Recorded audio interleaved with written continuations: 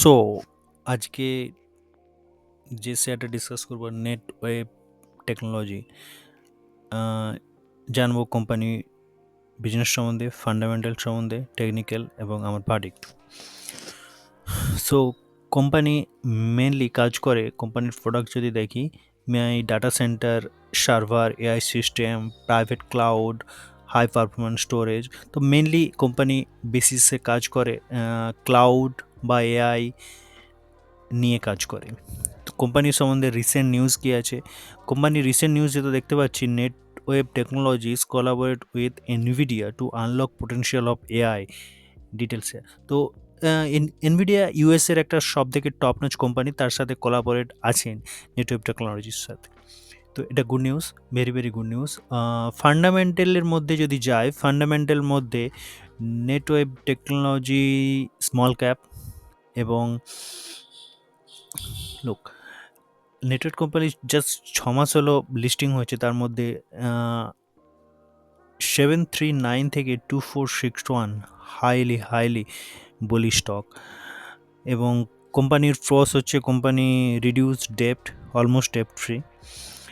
এবং কোম্পানির profit 95.2% সিওজি over past month. বাও। কোম্পানির সেলস কন্টিনিউ ইনক্রিজ করছে, প্রফিট মার্জিন ঠিকঠাক আছে 15%, নেট প্রফিট ইনক্রিজ করেছে। কোম্পানির শেয়ার হোল্ডার প্যাটার্ন প্রোমোটারের কাছে 75%, এবং এফআইডিওয়াই সবার কাছে কিছু না কিছু আছেই। এবং ফান্ডামেন্টাল সম্বন্ধে, ফান্ডামেন্টাল স্ট্রং এবং কোম্পানির বিজনেসও স্ট্রং।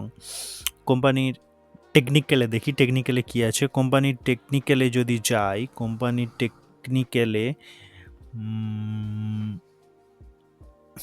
নেট ওয়েব টেকনোলজিস টেকনিক্যালে যদি যাই, কোম্পানি আইপিও প্রাইস থেকে অলমোস্ট কত পার্সেন্ট, অলমোস্ট 166% হাই আছে। তো এটা কোনো চিন্তার কারণ নেই, যে স্টকস বাড়ে সেই স্টক কন্টিনিউ বাড়তে থাকে। তোমাদের যদি একটা এক্সাম্পল আমি দিই,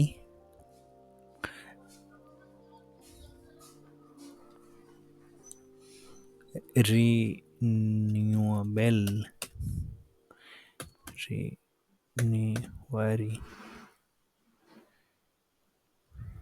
yes, Wari Technologies. Look at this guys, monthly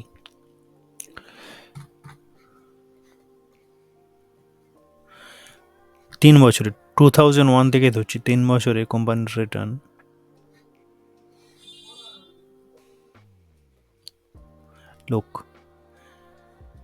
return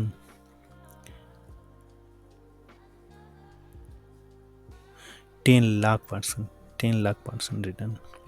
so company যে কন্টিনিউ বেড়েছে বলে কোম্পানি আর বাড়বে না, এটার কোনো মানে হয় না। কোম্পানি বাড়তেই থাকবে। কোম্পানি যদি স্ট্রং ফান্ডামেন্টাল থাকে এবং কোম্পানি যদি গ্রোথ ভালো হয়, রেজাল্ট ভালো হয়, যেটা দেখলাম কন্টিনিউয়াস কোম্পানির সেলস, কোম্পানির রেভিনিউ, গ্রোথের স্ট্রাকচার দিকে। আর কোম্পানি টেকনিক্যালি একটা জিনিস দেখব, কোম্পানি কন্টিনিউ 10 এবং 20 ডেজ মুভিং অ্যাভারেজকে ফলো করে চলছে, এবং যখন শেয়ার কোনো কারণে ফল হয়েছে, অটোমেটিক্যালি 50 ডেজ পিরিয়ডস থেকে বাউন্স নিয়েছে। তো কারেন্ট সিনারিওতে যেটা দেখতে পাচ্ছি, share cup and handle chart pattern follow করছে এবং এটা এক্সট্রিমলি বুলিশ। কনস্ট্রাকশানগুলো তোমরা যদি লক্ষ্য করো, এক্সট্রিমলি বুলিশ কনসিস্টেন্ট।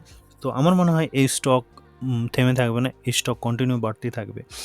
তো তোমরা যদি ইনভেস্ট করতে চাও, এর মধ্যে ইনভেস্ট করতে পারো এটা। এবং একটা জিনিস লক্ষ্য রাখবে, স্টক কোনো মতেই তোমরা 50 ডেজ পিরিয়ড থেকে নিচে স্টক যদি নামে, তোমরা এক্সিট করতে পারো। এটা তোমরা ট্রেলিং স্টপ লস নিয়ে চলতে পারো। তো আমার মনে হয় কোনো মতেই এই স্টক থামবার নয়। সো আমার ভার্ডিক্ট বলতে এটাই আমার ভার্ডিক্ট ছিল যে তোমরা যদি ইনভেস্ট করতে চাও, কন্টিনিউ ইনভেস্ট করতে চাও এবং 50 ডেজ পিরিয়ডটাকে ট্রেলিং স্টপ লস নিয়ে চলতে পারো।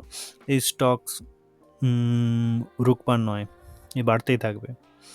ওকে, that's my verdict of Netweb Tech India.